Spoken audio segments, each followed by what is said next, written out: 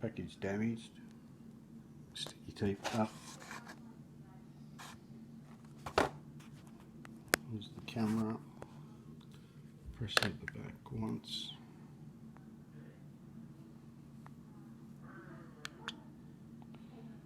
Press in the back twice. Don't know what that is. Press again, and we're back to the start. We will not go to settings.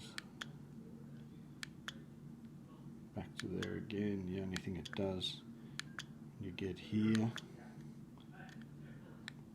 hold it long enough, you get this menu, which has nothing to do with the camera operations.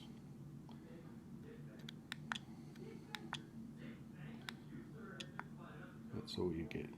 We go back to the start, we go round and round in a circle. So it's not doing anything like any of these.